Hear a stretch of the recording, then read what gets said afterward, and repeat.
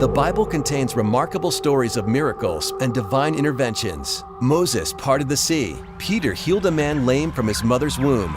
Jesus drove demons out of people and raised others from the dead. But are these types of events still happening today? We too have a beam of divine light and guidance that God has put within the heart of every man. And it's one of the greatest proofs that there is a God. More amazing supernatural things are happening than we realize. This is Divine Intervention, the interview show that features intriguing people who've experienced the hand of God in amazing ways. Divine Intervention was created and produced with the purpose of encouraging believers, spiritual seekers, and skeptics alike that Jesus is alive and is still performing miracles and working in the world today. I believe in miracles. From studios in the great state of Connecticut, here's your host, Daniel Fazzina.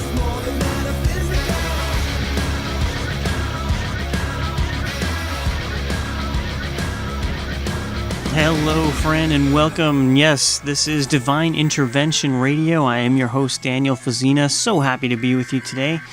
Got a wonderful story lined up for you today. Now, I know a lot of people are talking about the economy and being in debt. And a lot of Americans are in debt, and it's a tragic thing. But we have credit card debt, and we have maybe consumer loan debt, business debt. But most people, maybe they have a few hundred, a few $1,000s. What if you were in debt to the tune of $8 million? And not to any business or a credit card company, but to someone who, if you didn't pay, they would kill you. Today's guest had such a similar situation. I'm going to be speaking with pastor and evangelist Lenny Hernandez, and I'm going to let him tell you about his story. It is absolutely amazing. So without further ado, Pastor Lenny Hernandez, welcome to Divine Intervention. Thank you so much for joining us today. Thank you for having me.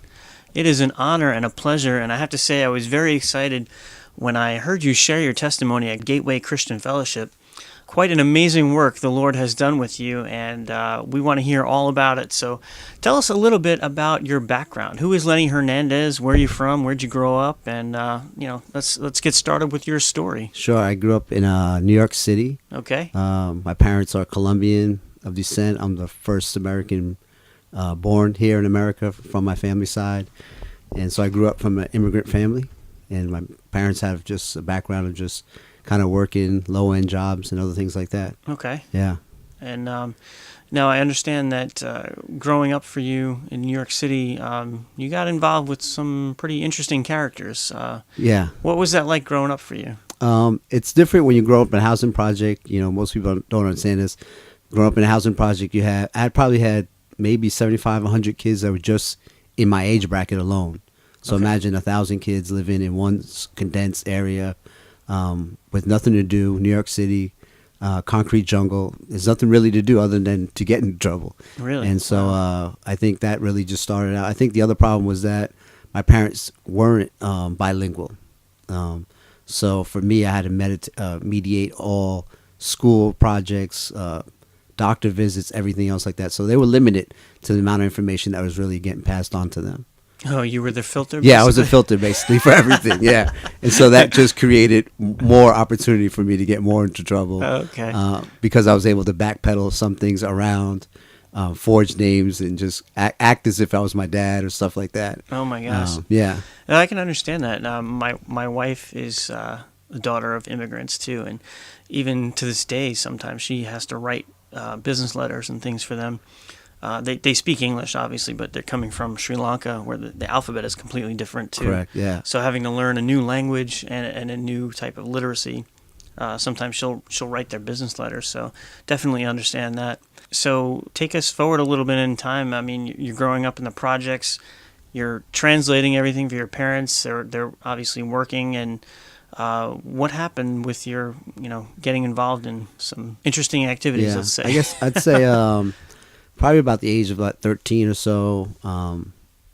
At that time, I'd just gotten a job working at a nightclub as a bar back, which sounds crazy. At 13? Yeah, at 13. Okay. And so is that I even started legal? Actually, probably in New York City it is. I don't know. Who knows, right? And I worked there, and then working at some nightclubs, doing some other stuff behind the door type of stuff, cleaning out in the morning, afternoon type of thing. And that just started creating more. It was kind of weird to say this, but at 16, 17, 3 years later, like 16, 17 years old, I'm making more money than my dad was making. And that gave me, I guess, a sense of authority that I probably shouldn't have had. And I felt like I just needed to kind of just do my own thing. I think my dad had probably given up on me also as far as trying to regulate me as a parent. I was just so running around with the wrong crowd, always looking to make money. And I think that was just driven by making money. Oh, okay. You know, just growing in poverty, you just kind of felt like that was it. Like, let's make as much money as we can to get out of this place. So even though, I mean, the concrete jungle and the projects was your kind of, quote, normal, you knew that's not what you wanted. Right. Basically. Yeah, definitely I didn't want that. I knew. It was crazy because I had the opportunity to go to a private high school, because of baseball and football. So I was able to go to a private school.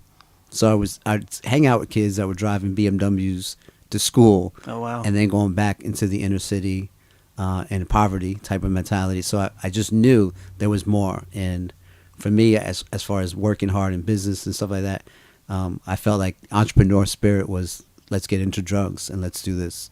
Okay. And how was that introduced to you? I think at 16, I had a friend of mine.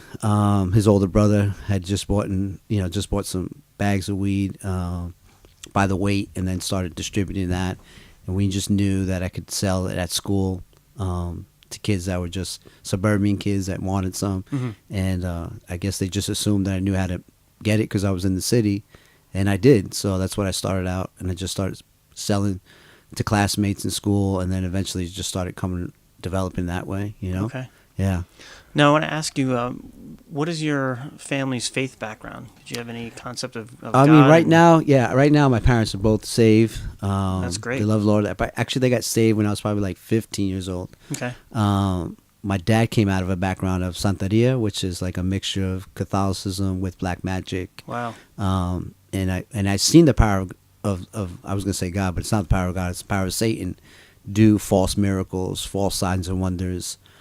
So I had a fear growing up of like, okay, let's not play with the Ouija board. Let's not do seances. There's a real power there. At the same time, I didn't want to pursue Jesus either. Okay. If that makes any sense. Like, sure.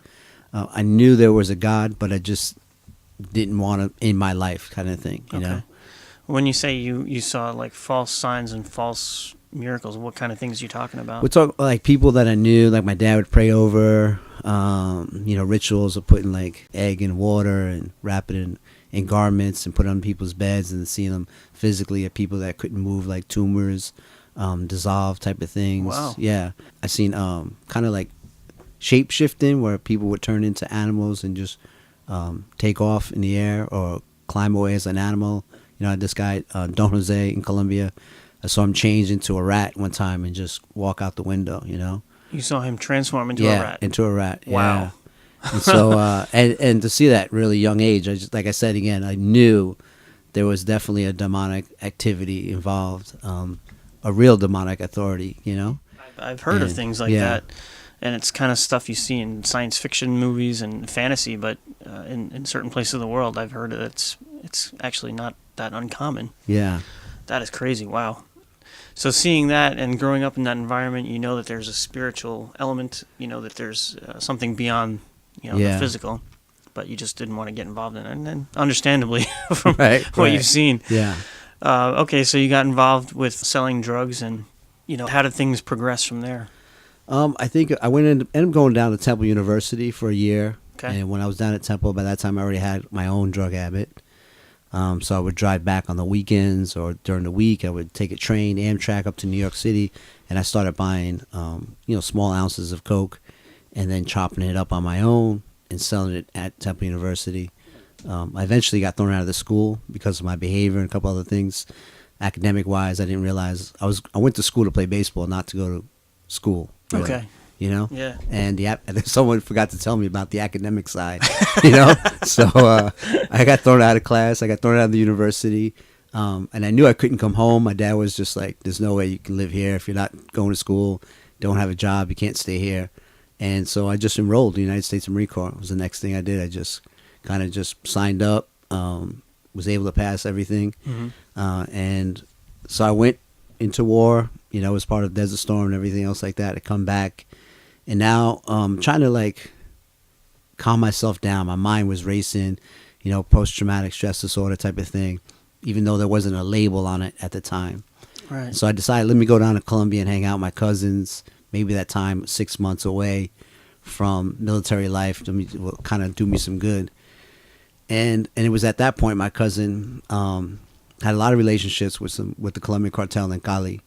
And he was like, listen, you can make $15,000 delivering this one package for me. And I was like, how does that work? He says, well, you're a Colombian.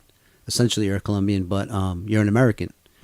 And you're a veteran on top of that. And so I don't think anyone's going to stop you coming over the border into the U.S. at all. And so I was like, how much money are you talking about? And he's like, $15,000 per kilo. And so I was like, wow, this is crazy. I can make, $15,000, $30,000, $45,000 if I wanted to, just by transporting 3 kilos of heroin up to the United States. And so after about a month of being down there, I was like, well, I can do this. Let's just do it. It's pretty fast, pretty easy money. So I did 1 kilo and wasn't really fazed by the whole thing. And I got back to the U.S. and someone paid me $15,000 on delivery. And I felt, wow, I can do this for a while. So if they're paying you $15,000 for delivery, how much is a kilo worth on the street? I don't even know. Or maybe at that time. At that time, we're talking 1996, 97 era. We're saying about 1.2, 1.3 million on the street. Wow. So a kilo of heroin at the time in Colombia was going for $68,000. 68,000. Yeah, so you could buy a kilo of heroin, $68,000, sell on the street for 1.2, 1.8 million. So $15,000 for delivery is that's a bargain. Yeah, basically. yeah, basically, yeah. And you're taking all the risk. I mean, did you have any idea what the penalty would be if you did get caught? I think at the time we were looking at worst case scenario. I know I say this like so nonchalant, but it was like 5 years in federal prison.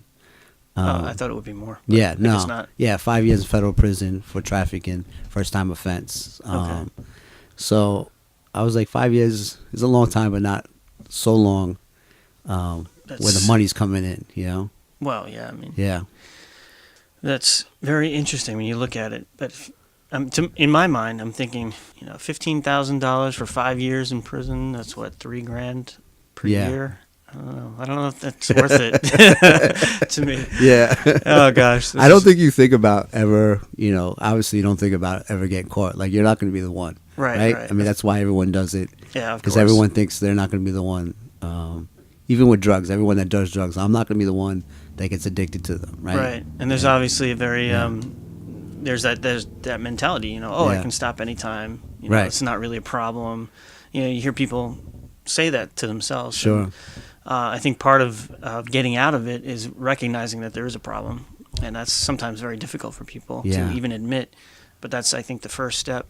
Friend, you're listening to Divine Intervention Radio. I'm your host, Daniel Fazina, and we are visiting with our special guest, Lenny Hernandez, who's telling us about his interesting testimony. He's got a very interesting background, and the Lord has taken him out of a lot of situations and, protected him and guided him.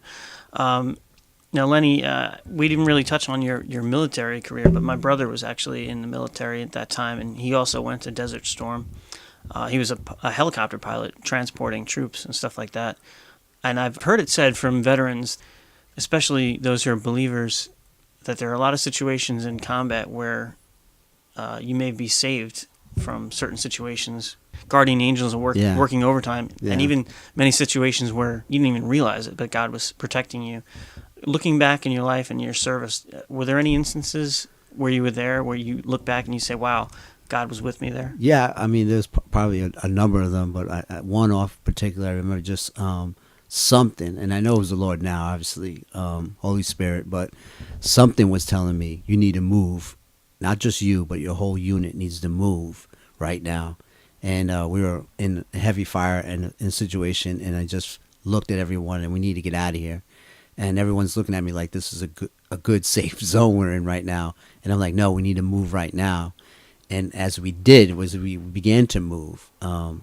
Just an explosion happened right over the building. And we're looking back at it all. I'm like, wow, we were just there, a minute ago. We were just standing right there. And if we had not left, and everyone was looking at me like, how did you know? And I'm like, I don't know. Just something in me was telling me we needed to move. And, obviously, again, now I know it's Holy Spirit was speaking to me. Sure. So yeah. Had you not moved, your unit would have been hit, basically? Yeah, basically, yeah. Wow. And I'm not even sure if I would be here right now. Yeah. Wow. Yeah, I remember interviewing my good friend Anton Stubbs, and he was telling me about his tours in Iraq, in 2004-ish, yeah, and where he was in a place where he was heading to a specific location where he was supposed to be, and he was delayed just by a few minutes, but from an email that came in, and he had to talk to his supply officer. Sure. And had he not gotten that email, I mean, once he finished it, he walked out, and there was a barrage of mortars that came in and hit the exact spot where he would have been. Right. Yeah. Had he not gotten that email, he was on his way. And he was like, "Wow, it actually destroyed some hooches and the barracks area. Right. And there were some casualties, and he was so like." He just was struck with the reality of God's protection over him. Amen. And he's a believer, awesome Christian guy, and I'm glad he made it back. Yeah. But you've had many instances like that, and one in particular was a car accident. Yeah. Where you know that God was with you. Tell us about that. I was 19 years old, stationed in Camp Pendleton, U.S. Marine Corps. You couldn't drink in the United States, obviously, as a minor. Okay. So we would head over the border into Mexico. And obviously drink there. So I went over with 4 friends of mine down the Revolution Boulevard.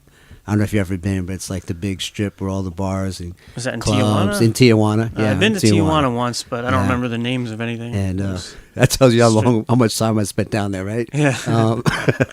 But so we came back from a night of just partying and drinking, heading back to the barracks and everything else like that. And I don't really remember too much of the information because my mind just won't let me go there. But I remember losing control of the car rolling over.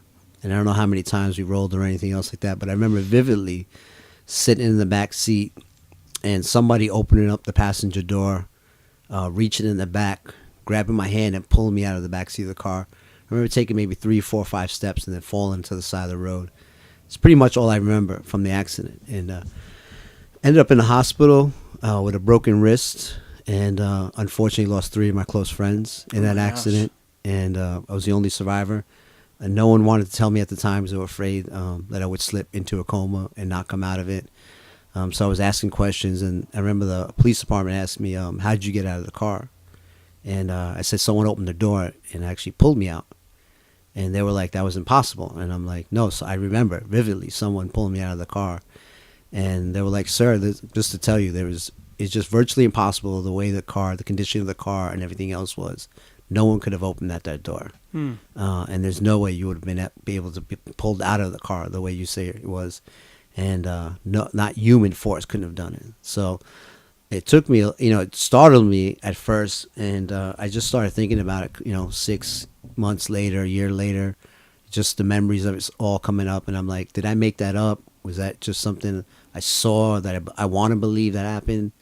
And but I knew distinctly in my heart that someone reached in and pulled me out of that seat. And I felt like at the time that I was going to be safe. And Jesus. Amen. Wow. Amen.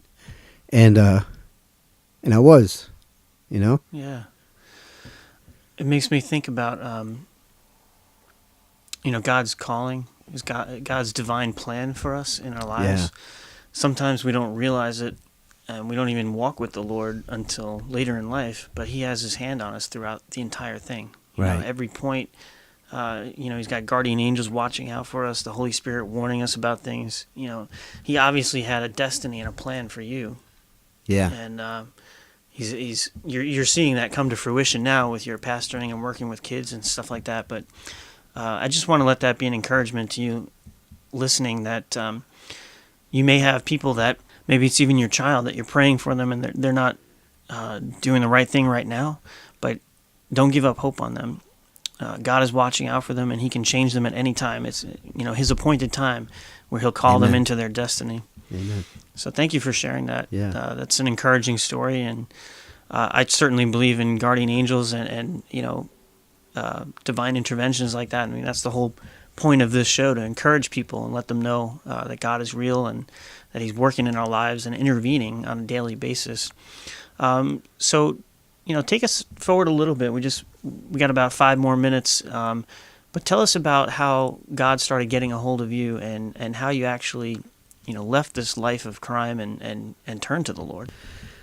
I decided I was going to start my own chain instead of just being a mule. I decided I was going to start my own kind of side action, and I took 7 kilos of heroin on word of mouth, a handshake. I'll sell these up there, and when I get my money back, then I'll pay you back the money I owe you, type of deal. The guy I had sold it to got arrested. FBI had done a bust on him, and I lost 7 kilos of heroin. And 7 kilos, that's like $8 so- million or something like well, that? on the street value. On the So street? at the time we're saying 68,000 per one. Oh, okay. Times 7. So I remember going back down to Colombia. I waited out for a while, went down to Mexico, hung out for a little bit, waited to see if there was a trail behind me or anything.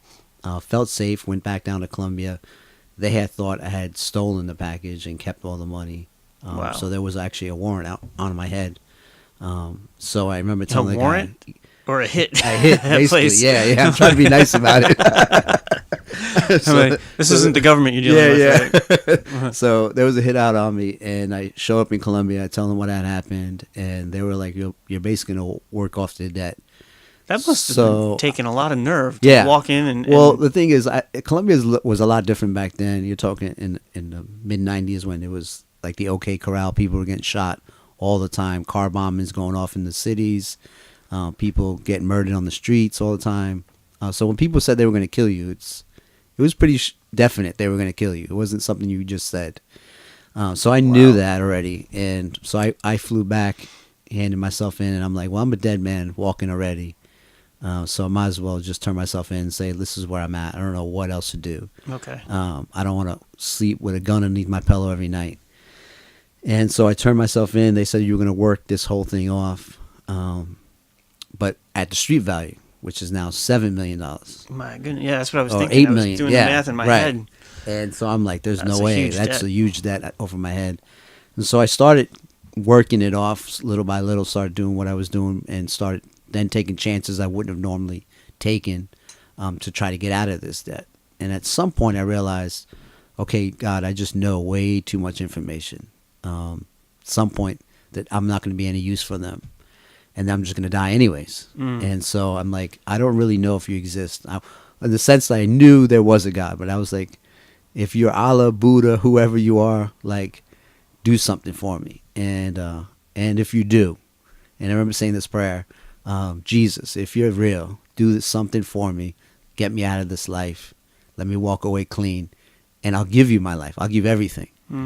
And within 6-7 months, at the same time, and not knowing anything, looking back at history now, a Peruvian guy holds these prayer meetings every Friday night in Cali, Colombia, in the soccer stadiums, vigils that are going on. And that eventually broke the back of the Colombian cartel. And I remember one day just getting a phone call like everyone is either dead or arrested. Wow. And I was able to walk away scot-free, just totally free. All the guys you owed money to were no longer... were no longer Wow. alive, or they were in jail. The whole system was just torn down. And this is in a matter of how many? Probably like in 2 months. 2 months? Yeah, in 2 months. Wow. After I had said this small prayer to myself, driving from JFK Airport, heading home.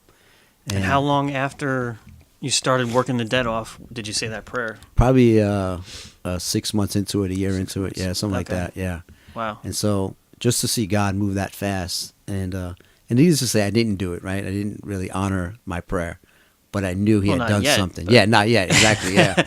There's a rest So, of the story, right. though, as Paul Harvey would say, right? Well, we're going to get the rest of that story. Friend, you're listening to Divine Intervention Radio. I'm your host, Daniel Fazina. And coming up, we're going to hear the rest of that very intriguing story and hear what Pastor Lenny is doing now with his life. And it's a life that honors God, and you're going to be very encouraged. So stay with us. We'll be right back with more of Pastor Lenny Hernandez on Divine Intervention. You're listening to Divine Intervention with Daniel Fazina, and we'll return in just a moment. I believe in miracles.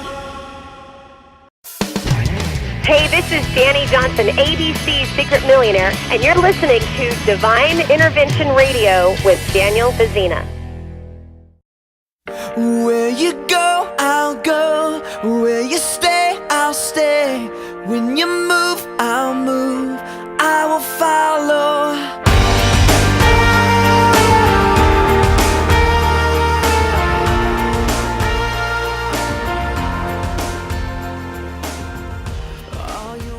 Welcome back to Divine Intervention, the interview show that features intriguing people who've experienced the hand of God in amazing ways. I'm your host, Daniel Fazina, and today's special guest, we are speaking with pastor and evangelist Lenny Hernandez. He is with Gateway Christian Fellowship in West Haven, Connecticut. Welcome back, Lenny. Thank you so much, Dan. How you doing? I'm doing great. Very excited to talk to you. Now, if you were listening to the first half of the show, you heard Lenny, and he's actually kind of soft-spoken right now, but you should hear him preach. He is a fireball on stage, very passionate, and I just love hearing him preach, and I'm very honored to have him here today. So, Lenny, when we left off, you were talking about how you were indebted to a Colombian drug cartel for upwards of $8 million. Yeah. And you prayed a prayer, a simple prayer. God, if you're there, do something for me. Do something for me. Yeah. And he answered that prayer in a way that probably surprised you, right? Yeah, it definitely did. You know, I remember getting a phone call, like I said, 2-3 months later, telling me all these people were locked up, all these people were in jail, other people were dead. And I'm sitting there, what does that mean for me and you? And they're like, well, we're free. We can do whatever we want to do. And I remember my friends were like, hey, let's start another thing. And I'm like, no, I'm done. I don't want any more of this stuff. I want out. I want my own life back. So that was kind of a sign for you, right? Yeah, no, it definitely was. And I remember the prayer I made this commitment. God, you get me out of this thing. I'll give my whole life to you, everything I do.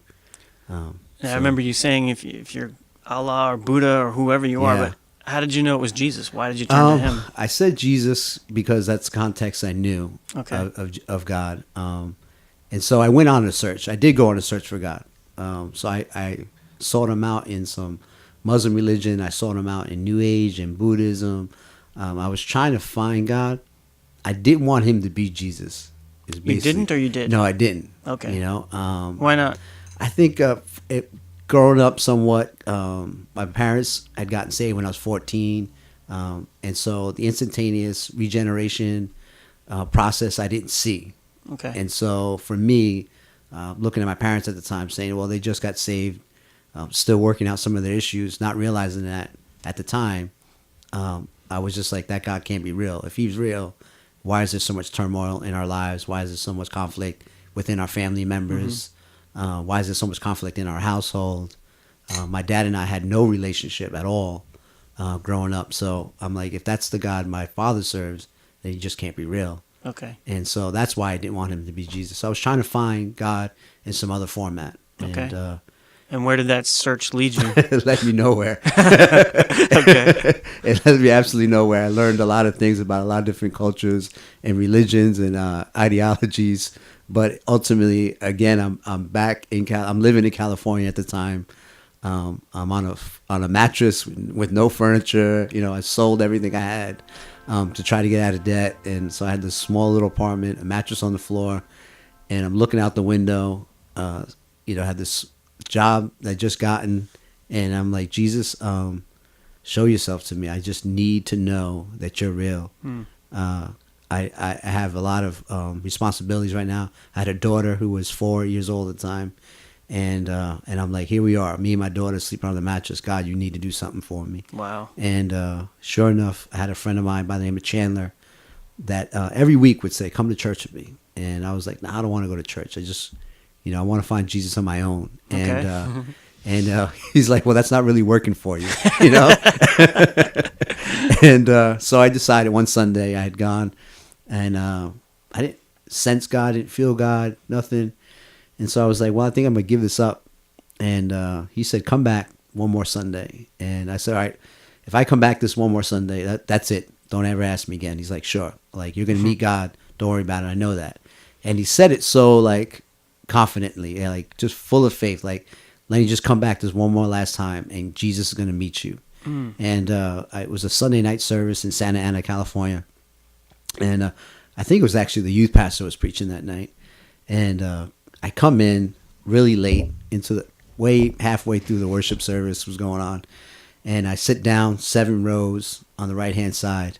And as soon as I sat down, I felt the presence of the Lord just come on me. And felt on fire, started sweating, migraine headache, felt like the sense of like a pull to go down to the altar. I had never seen an altar call. And so I felt this tension to pull myself down to the altar. But I was like, I can't do that because that's not normal, I guess, you know? Yep. And so I sat, I resisted it. I fought it the whole time. I was sitting in my seat. And the pastor started preaching that night. And his whole message was about when you come to Christianity, your life isn't a bowl of cherries. It's actually going to have a lot of complexities, difficulties. Right. The difference is that you have a Savior who's going to walk alongside you through that process. Amen. And so that really grabbed me. And I was like, wow, I've never heard that side of the gospel before. You know? Right. That you're going to have challenges and difficulties in life. Not everything's going to be, you know, a bowl of cherries. Right. And so that grabbed me. And I was like, wow, I can relate to that because that sounds someone that I want to know, a friend. And so at the altar call, he made an altar call. And an older guy by the name of Tom was sitting right in front of me, turns around, and now at this point, my heart is jumping through my chest, sweating, you know, my mouth is dry, and my legs are shaking and trembling, and he gets up and he says, son, that altar call is for you. Wow. And I looked at him, I said, listen, sir, I can't move right now. I feel like I'm pinned to this seat. And I always think about when Jonathan Edwards prayed this sinners in the hands of an angry God, where people felt like they were literally going to fall into hell, you know? Wow. And I felt almost that same type of pull. And he grabs me by the hand and just pulls me up out of the seat. He says, I'm going to walk these 7 steps with you down to the aisle. You're not alone. And I walk down there, and as I'm walking, I literally see Jesus. Like I saw him. Like a vision? A vision of him, but I saw him like so real to me. Wow. His hand coming, like just his body coming off the cross, and like a video slide, I saw every single sin I ever did. It was almost like a deck of cards being shot out of his hand. And as they came towards me, I could see the sins that I had committed. And then at the end of it all, I saw the hand of Jesus just stomp them all out and said, it's been done. Oof. And I remember the Lord saying to me, I've set you apart. I've called you this day. Now, new to church dialogue, I was like, I don't even know what that means, Jesus, really, you know? But I felt a burning in my heart and went through full-on deliverance right then and there. Like I got saved and delivered all at the same time. Wow. And I remember weeping so hard when I remember seeing Jesus like leave. He says, you know, like I'm leaving, but I'm going to come back to see you again. And I remember weeping so hard that I actually broke a blood vessel in one of my eyes. Wow. And I remember hitting the floor, just getting slain out in the spirit. And this was a church of 1,000 people on a Sunday night. And That's I remember, pretty big. Yeah, so I remember getting up off the ground and looking around. There was a senior pastor, associate pastor, the guy Tom, his wife, my friend Chandler, his girlfriend, probably 6 people. And the church is completely empty. And I'm like, where did all the people go? And he's like, they left hours ago. Wow. He's like, we just been praying over you, interceding over you, casting every devil out of you. I went through a total deliverance. And I walked out of that place feeling like as if I could walk on air. And I knew that I had an encounter with Jesus Christ and he was real. Wow. And and so Amen. That's great. And so I just at that moment I really just started pursuing Jesus. I just wanted to know everything about him. I was totally enamored by him. I was in love with him. And so my pastor was like, hey, this is what you do as a Christian. I want you out there in the streets, start evangelizing Saturday. And I didn't even know the Bible. I didn't even know what John 3:16 was at the time. Okay. And I'm out in the streets handing out tracts. And Thursday night I'm at the men's prayer meeting. And you know, Sunday I'm in service. And Monday I'm in Anaheim listening to Greg Laurie. And Wednesday nights I'm down Van Nuys listening to Jack Hayford. And you know, some other days I was down in Costa Mesa listening to Chuck Smith. And so I had this variety of people that were just pouring into me through the pulpit ministry and just hearing everything. And so I was just transformed. That is amazing. I love hearing how different people come to faith. And some people, like in your case, they have a supernatural encounter. And God just changes them, transforms them. I mean, hearing your story now, it's evident to me why you're so passionate and why you do what you do, because God literally came into your life. You saw him. You kind of got almost a theology lesson right from Jesus before you even knew the Bible. Yeah. And I just find that incredible and fascinating. In my case, I didn't come to the Lord like that. It was more, through church and stuff like that. I've never had a vision of Jesus. I did have one short vision that was kind of related to when I had cancer, but I've never seen the Lord. Yeah. I've never heard the audible voice of God, anything like that. But I've had instances in my life where I know that he was real and looking out for me and different things and speaking to me through the Word and other situations. But it's really good to have a broad perspective on different people's experiences, because God speaks to us individually where we need to be reached. And in your case, it took this supernatural encounter. It needed I think to. That's awesome. It had to be. It was no other way that I wasn't gonna be convinced intellectually or anything else like that. Right. It had to be a supernatural encounter for me to be, this is real. Right. And I want to let that be an encouragement to you listening, that whatever you need, however God made you, he's going to use that and he's going to speak to you in your own language, whatever that might be. If you need intellectual, if you need through the Word of God, if you need a supernatural encounter, whatever it is that you need to be reached, Jesus knows how he made you and he can speak to you in your language. Amen. That's right. Wow. So thank you for sharing that, Lenny. Once again, we are talking with our special guest, Pastor Lenny Hernandez. He is a pastor and an evangelist with Gateway Christian Fellowship in West Haven, Connecticut. And incidentally, if you want to write to him, you can contact him at lhernandez@yourgateway.com. That's LHERNANDEZ @yourgateway.com. And he's just doing a tremendous job there with the youth, and he's doing outreaches in New Haven, Connecticut.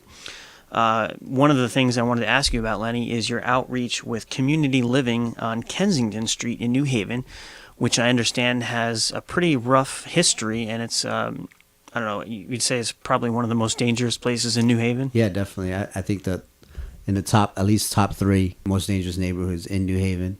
Okay. It's had a long history of blood activity as far as the gangs. Okay. A lot of crime, a lot of death over there. Yeah.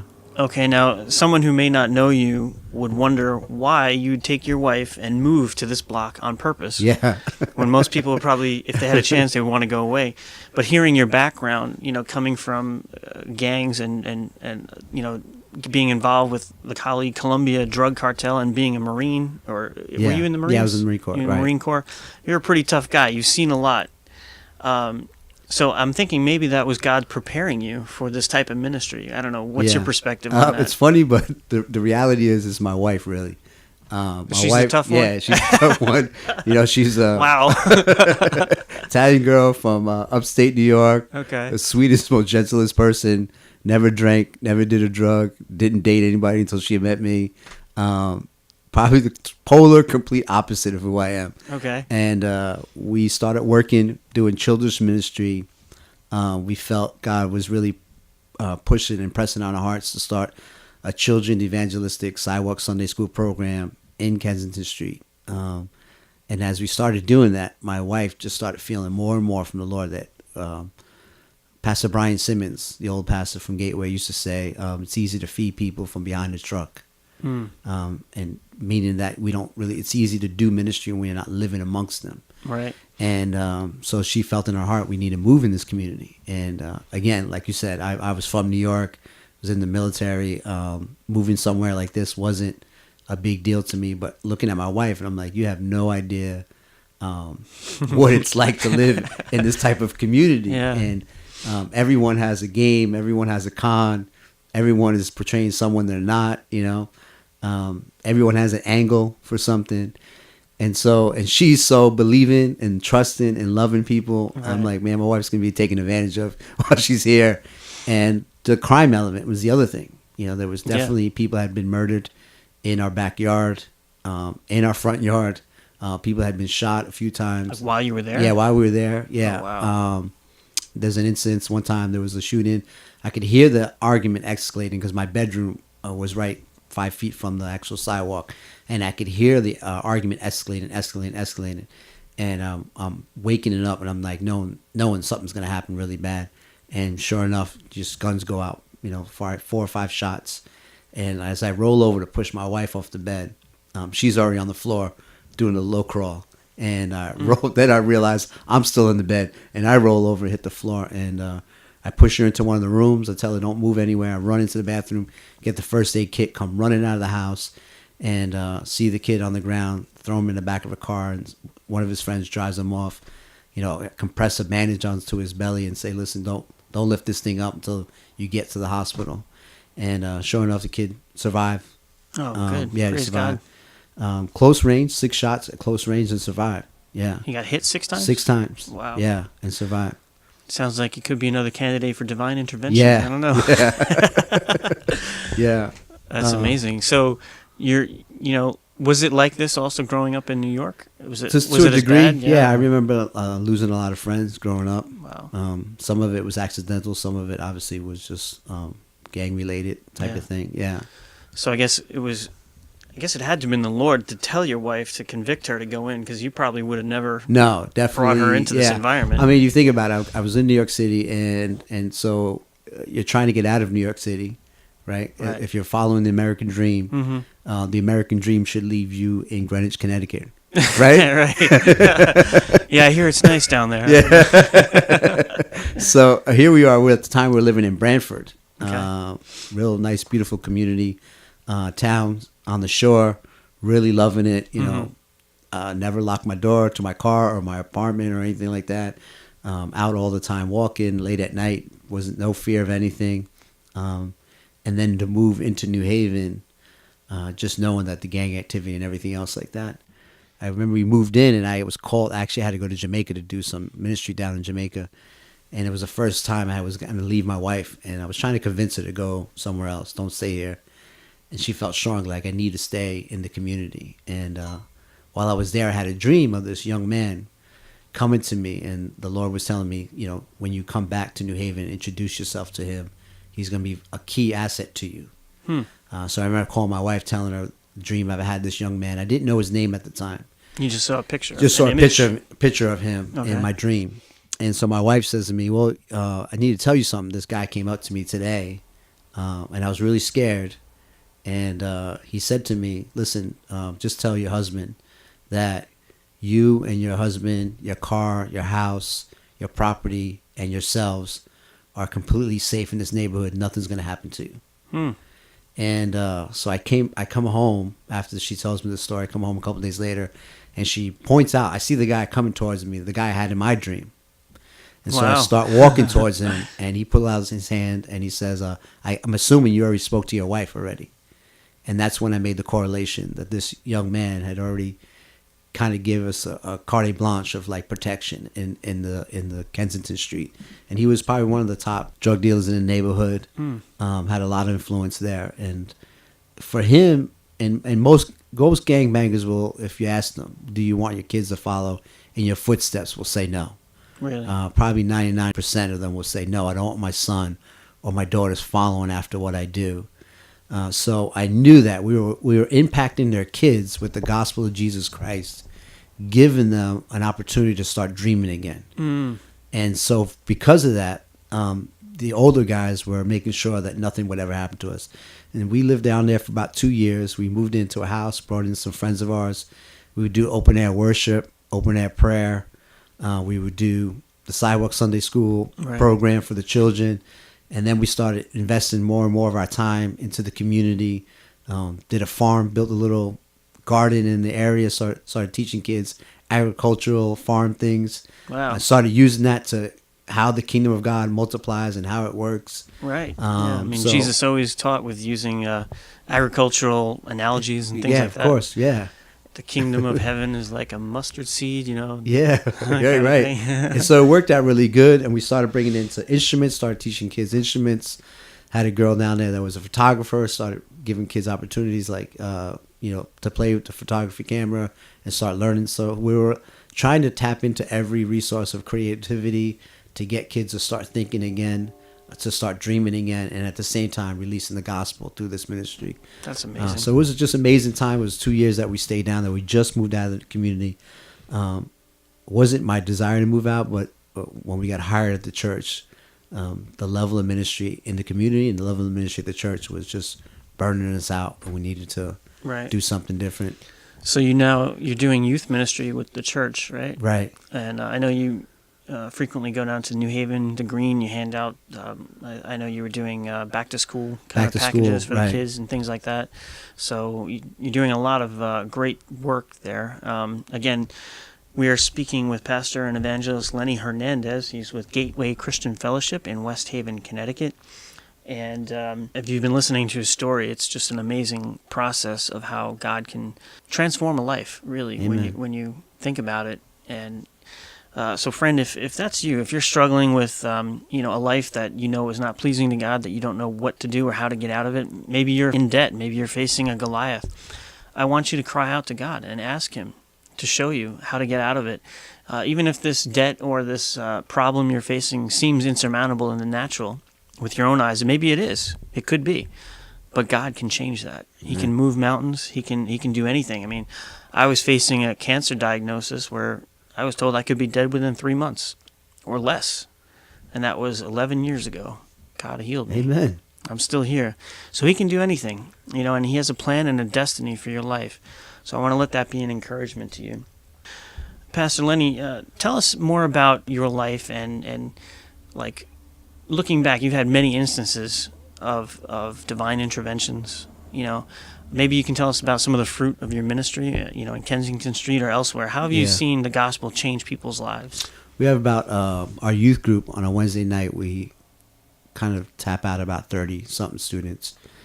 And so I'd say out of the 30, 20 of them are from our neighborhood. So we have 20 kids who are the age, who were at the time, 10, 9, 10, 11. Started understanding who Jesus was, started getting a vision of who He was, and then started laying down their lives for Him. I have a young girl named Lily.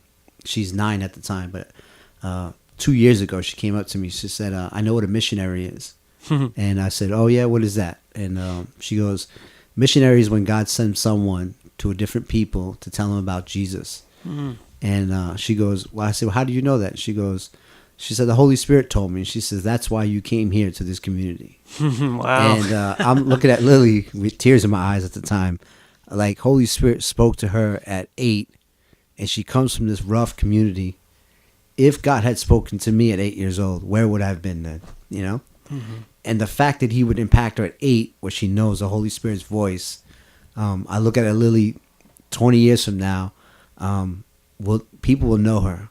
She'll preach the gospel to the ends of the earth, That is awesome. Yeah, so we're seeing stuff like that happen. We're seeing young kids. We have a guy that just moved in with us from North Carolina, Yale graduate student, graduates from Yale, and decides, hey, I want to live and know Jesus more. I'm going to lay a year of my life off, just give it away, and come live with you and just walk out Jesus, how you guys walk out Jesus. And so we're seeing fruits to that degree, where people just coming into the city to New Haven to say, we believe just as much as you do that God can transform the city. New Haven 2 years ago was number 3, number 4 of the most highest homicides as far as per capita. We're down at 45, 65 right now. Wow. And we believe we're part of that, part of the process of praying over our city and the process of actually walking Jesus out amongst people, showing them the love of Christ, and people really starting to get impacted by it. That is amazing. Yeah. What a phenomenal statistic that is. And I'm just so pleased that you answered God's call and you're going in there. When I look at you and other people like you who have been called to places where not many people are willing to go, let's face it. Yeah. It has to be God. It has to be God doing that. Because I remember looking at the life of Heidi Baker. If you know her, she's a missionary. And this is a woman who was born and raised in, I think, Laguna Hills, California. Laguna Beach, California. Yeah. A very affluent part of a very affluent state in a very affluent country. And then she's called to go to Pemba, Tanzania. Mozambique, rather. Which at the time I think I read that it was the poorest nation on earth. Yeah. So what would possess a little blonde girl from Laguna Beach to leave all that, the luxury and that life, and go to the poorest nation on earth? Well, it had to be an encounter with God. and you look at the life she's doing there and what she's doing with rescuing orphans, and she supports thousands of kids over there. Yeah. And planting churches all over Africa. That's what the gospel can do. An encounter with Jesus can do that. And I see that in you and your wife in doing that, and just moving into Kensington Street, and obviously, with your background, having been prepared with that. But I give your wife a lot of credit, really, just laying her life down and following God's call. And it must be probably a little nerve-wracking for you as a husband. Oh yeah, definitely. It definitely is. Yeah. But God's in control, though. Yeah, it is. Well, friend, you're listening to Divine Intervention Radio, and I'm your host, Daniel Fazina, and our special guest is Pastor Lenny Hernandez. Again, he's with Gateway Christian Fellowship in West Haven, Connecticut. His email address is lhernandez@yourgateway.com. Lenny, I want to ask you before we go, if there's someone out there who's maybe struggling with the reality of God, not sure if he exists or if he's there for them, sure, what would you like to say to that person? First, I want to say probably the most important thing is to slow down and actually take time out within your morning or your evening, and get into just a time to just start slowing your life down, slow enough where you're not. We're just so fast paced here in America that if we would actually just slow down, if we were just to take some time down, dial a couple notches back, we would actually begin to really sense and know that God is real. We would see it in His creation. We would see it in our own creation as us as physical people.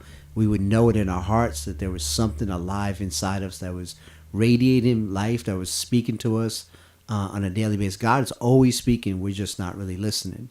And I think if we dial back and just take a time and just silence our minds down, you would hear the voice of God for sure.